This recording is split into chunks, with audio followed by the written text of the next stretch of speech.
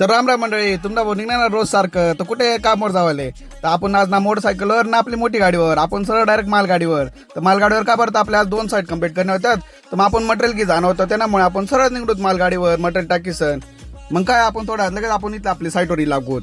तर इथे आपल्या आज कनी इथे आपण सोलर पॅनलला काम करायला होतं, तर कोणी तोडून नाही. त्यामुळे आपल्या इथे कनी तार कंपाऊंड करणं होतं. म्हटलं मग चला पटापट काम चालू करतो. मग आपण कनी मग आपली मोठी गाडीवर सगळं वाळू सिमेंट खडी सगळं गेलो होतो, कारण की काय शे तिथे भेटच म्हटलं. मग सगळं मटेरियल टाकी ना, मग मटेरियल उतराय. पप्पा म्हटलं लगेच सगळं पोलं तयार कर म्हटलं. मग फटाफट त्याने पोलं तयार करणार म्हटलं काय शे आपण तिकडे खड्डा बिड्डा खंदी गिरायतो. मग लगेच राहुल भाऊने लगेच मग त्याला वाळू बिळू टाकलेला आहे.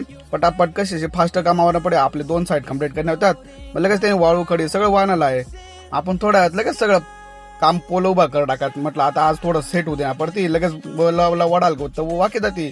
आपण निघून लगेच दुसऱ्या साईडवर देवळा मार्गे मोठी गाडी पुढे चाल रही ती.